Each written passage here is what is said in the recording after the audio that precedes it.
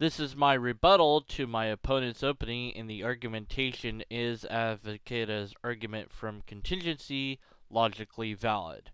In this rebuttal, I'm going to be addressing the various premises and their conclusions, and going into detail with what errors they are making in logic, and why we should then be skeptical of the conclusion. Additionally, my opponent has addressed divine simplicity, which I suppose I have to also rebuttal to make a full rebuttal of everything that he has included. Divine simplicity is not in the original argumentation that this is coming from, but my opponent has felt it necessary to insert it to make his argument better, so I'll be dealing with that as well. So P1 is for anything to be non-contradictory means it is logically possible. Within the rules of logic currently, anything that's contradictory is logically invalid. It's something that we have to be skeptical of. It's something we say no to.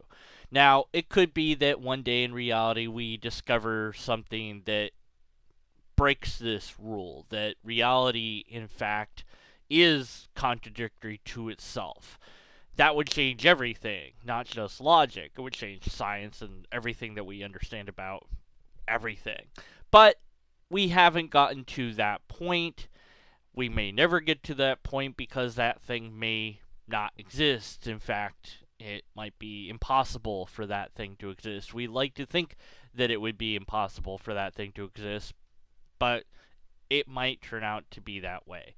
Until it does, we're going to say, well, right now these are the rules of logic. We're going to stick with the rules, and thus I agree with this premise because it's in the rules of logic. I have no reason to disagree with this premise.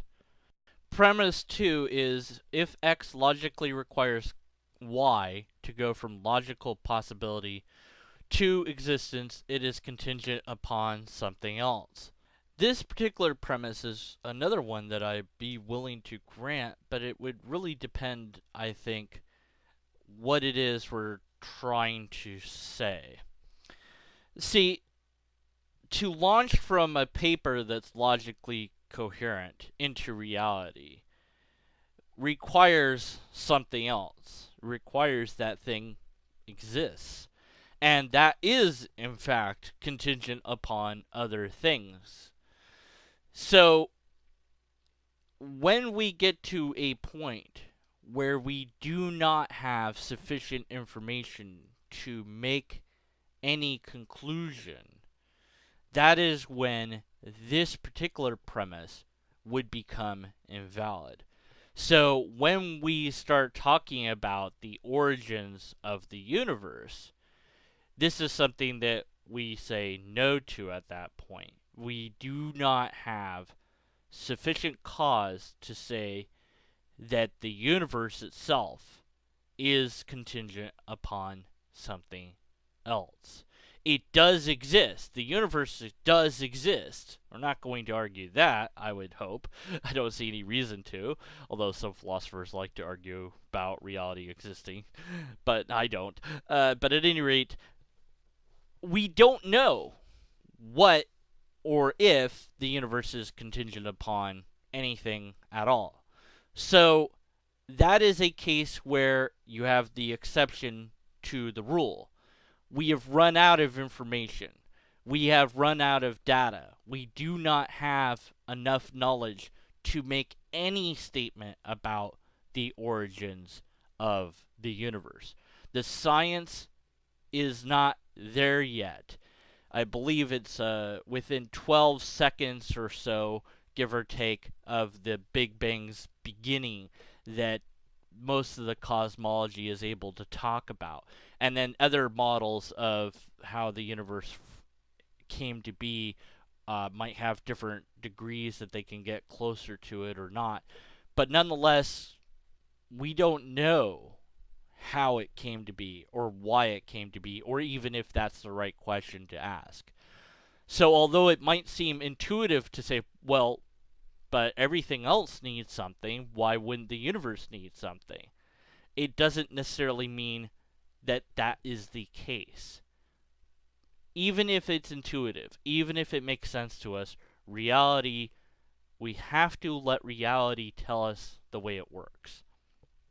And in this case, we're relying on models, on abstractions, correlations, and data. We can't literally see what happened way back when.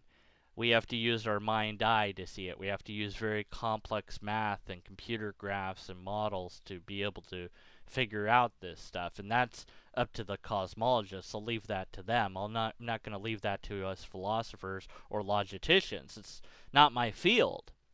It's them that have to do that work. And when they come to that conclusion, I'll look at their evidence, and if they have the evidence for it, they have the things that make sense, then I'll agree with it. And if they don't, then I get to say, well, I don't know which one's right, and I'll be skeptical about it. So these sort of cosmological arguments, which is what this is hinting at, and what this eventually leads into later, always rely on our intuition to get from the paper of the argument into reality. To say, well, but everything needs a cause. We don't know that. We know about the things that we know things about. That's it. So this is granted for all the things that we can say that this is true on. But when we get to the universe, I can't grant it. I will not grant it. We do not have the information for that. And to make any argument about the origin of the universe is to invoke the fallacy of an appeal to ignorance. We simply do not know. Right now, we don't know. And that's the answer for the universe at any rate. Anything else that we know things about, this seems valid. If my opponent wants to stress, oh, but it has to be that the universe follows with everything else, otherwise it's special pleading. And it does seem like special pleading. But I'm not saying that the universe doesn't follow that pattern. I'm just saying we can't say what the universe does or doesn't do. But if my opponent wants to insist that, then I would say, fine, we'll go with intuitive thinking, and we'll go with the idea that everything so far that we have investigated has a natural cause, therefore the universe has a natural cause. That, too, is intuitive thinking. And that, too, would ruin your argumentation's conclusion. So if you really want to stick with this all the way through everything, including the origin of the universe, then that means I win. If you're willing to say, well, let's accept this and grant this up until the point when we come to the universe, then fine, you can keep this. And I'll like I said, I'll tentatively grant it, and when we come to the origins of the universe, I'll object to it, as you should. And if you're not willing to object to it, then I'm going to invoke natural cause or natural explanation for the universe. My opponent also put up some sub-explanations for the premises here, and this one I already granted, so I have nothing to say on it. This sub-explanation is, again, something that I don't have any issues with, but I think that it's something that my opponent might actually find some issues with. What is barring God from existing? Well, if we're to stick with the rules of logic and say that if God has any attributes inflicted upon it by whatever religion, in this case Christianity, and when I say inflicted upon it, that I mean that Christianity is saying God is this way because that's what our Bible says. So it's being inflicted upon this God, if you will. And some of those attributes would be, let's just say, all merciful and all just. Well, those two things are contradictory with each other. You can't do both because one means to dish out the right amount of punishment, the other means to withhold the punishment. So you can't do both. It's contradictory. So therefore, that sort of God couldn't exist. An omnipotent God could not exist. Although theists love to play with what the word omnipotent means. So it doesn't really mean able to do anything. But that's how it's defined. Why not say, instead of omnipotent, just say omnilogically valid potent or something? And perhaps find a better word. Because what many theists have tried to argue is that by that they mean anything logically possible. They didn't mean anything at all, because that would lead into absurdities where you could do things that were logically invalid and logically impossible, and even the impossible itself. God could create a rock bigger than it could move. God could decreate itself and then recreate itself, even though it wouldn't be there to create itself, but since it can now do anything, it can do the impossible. So theists will sometimes say, oh, no, that word doesn't mean what the dictionary says. The word actually means something else. And I really think it's a natural language problem when we should have a new word. But nonetheless, if omnipotency means doing anything at all, then no, that's off the table. You can't be omnipotent because it has contradictions built into it. And if you want to say, well, it's only logically possible, then again, I think you need a different word, or you need to explain it a little bit better. So it depends upon those things, those attributes that people want to inflict upon God, or say that God must have to even be called a God, that could bar, if you will, God from existing. Premise 3 is either the sum total of all contingent things is necessary, or there needs to be at least one other necessary existent.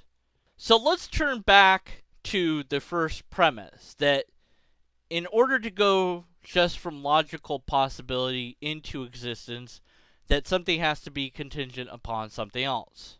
Now let's look at what this is saying. The sum total of all contingent things is necessary, or there needs to be at least one other necessary existent. So what does this really say? Everything is necessary, which we established that being logically possible didn't make it necessary unless it was contingent upon something else. So this is saying there has to be one necessary existent in addition to all the contingent things that rely on something else. In other words, we're taking away that something needs contingency to exist. So we're going against premise 1. We're saying, oh, remember premise 1? Yeah. Never mind that. We now need something else that is itself necessary, but not contingent, because we need that, or everything just exists.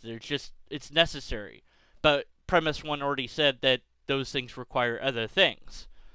But we're saying that there needs to be a thing that invalidates premise 1.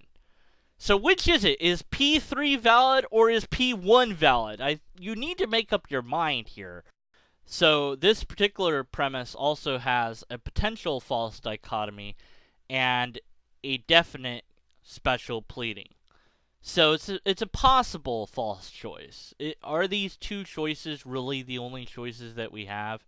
And the special pleading that I definitely have identified is the last part where it says at least one other necessary existent. Now, if it said at least one other contingent necessary existent, then I would not say that there's special pleading being invoked here, that it's in line with the first premise. But it's not in line with the first premise. This would destroy the first premise. So it is for the fact that this has special pleading here that I've identified that I would reject this particular premise as being logically invalid. Now for the conclusion of this would be, therefore, there is at least one necessary existent that allows all x to go from possibility to existent. And this would be a non sequitur. It wouldn't follow because we're rejecting the third premise. The third premise has a logical fallacy built into it, and this cannot follow. So for that reason, I would reject the conclusion and have to be skeptical of the conclusion. My opponent provides a defense of premise 3, but premise 3 already has a logical fallacy built into it. It has special pleading, and his defense of it doesn't show us, or show me, how it doesn't avoid the special pleading. During his defense of premise 3, he invokes other issues and things that could be seen as almost tangents to what we're discussing here. I think that my opponent would have been served better to wait for defenses of the premise when I attacked the premise myself. Although it is something that one tends to want to do is be ready for possible objections. That's something you would probably see better in literature rather than a spoken debate. So I'm just going to set aside his defense of it because he invokes other logical fallacies during that defense, which would make us more skeptical of premise 3 than we already are at this point. So suffice it to say, he's made some logical fallacies during that defense that I will say are irrelevant, and I'm just going to dismiss the entire defense that he gives of the third premise because I've already identified the fallacy in the third premise, and I don't see it necessary that I add additional fallacies to that third premise that my opponent invoked during his defense of it. During my opponent's opening, he also offers a long-winded explanation of divine simplicity in his own words, or in this case, in his own graphic here. In fact, I've had his graphics up too many times already. Let's put my name up there. There we go. That's better. Alright, so during this long explanation of divine simplicity, my opponent doesn't offer an argumentation because it's an explanation, which means that there's a couple of formal issues here. The formatting is incorrect. An explanation for things that you intend to use in your debate should go in your opening remarks. It's not part of your proper debate itself. The other formal fallacy committed here is failure to give an argument. There's no argument given, just an explanation of what it is. We also have potential fallacies built into his explanation, either special knowledge, circular argumentation, if he's relying on the Bible to invoke these properties of God, or special knowledge if he's just claiming to know these are properties of God, or the fallacy of appeal to tradition, that because somebody in the past has come up with this and this is what we've used as if it is true so long, therefore it's valid. So all of these are potential fallacies, but none of it matters because I'm dismissing the entirety of divine simplicity. But I want my opponent to make his argument for it, and it seems that it's necessary that divine simplicity be argued for logically for my opponent's arguments to work. So he has that opportunity to present that argumentation in his rebuttal to this rebuttal. Returning to the topic at hand, which is Avicenna's argument from contingency logically valid? Now, my opponent hasn't offered that argument. He's offered his version of that argument, and he's come very close to making it valid. Only a couple of fallacies there that he has to fix in order to make a logically coherent argument for God. I'm excited to see that happen for once. So I want to continue this debate because by my rebuttals, he should reform his argument so that the fallacies don't exist anymore, so that my rebuttals become irrelevant. So what's left at the end is a pure form of an argument for God that would be logically valid rather than an invalid one where the conclusion would be something we have to be skeptical of. So I want to continue this, but he has committed the formal fallacy of a topic change. The topic is no longer is Avicenna's argument from contingency logically valid. The topic is closer to is my opponent's version of Avicenna's argument from contingency logically valid, which would then change my opening. I would have to slightly change some of the words I used. I would have said the topic at hand is my opponent's version of this argument logically valid? And I would have answered, I'm not sure yet, let's find out. And the arguments I offer still stand on their own, even though the wordings would have changed slightly. The arguments would have not changed, even if the topic itself had changed. So during my opponent's rebuttal to this, the first thing he should do is say, I admit I made that formal fallacy. We're changing the topic. Sorry, he doesn't have to say sorry, Deconverted Man, by the way. Don't say sorry, Deconverted Man. Don't do it. Don't apologize to me. It's fine. Mistakes happen. Okay, we're moving on. We're going to change the topic, but you just have to admit that you made that error. Okay. All right. Okay, so what do we have here? Going back to that, we're leaving that technicality aside for now. We're going to look at what my opponent has done so far. We have a couple logical fallacies. I'm missing a lot of logical fallacies during his explanation of divine simplicity. So there's more than just two. But there's two, which isn't bad. That's not horrible. I mean, I've seen worse. So that doesn't have a lot of work that my opponent has to do. All he has to do is fix premise 3 so that it's not special pleading, and then the third one might not have non sequitur. The conclusion might no longer have a non sequitur if he's able to do that. But that remains for my opponent to do, and unless and until he does fix it, what we have is a logically incoherent argument, thus we must be skeptical of the conclusions.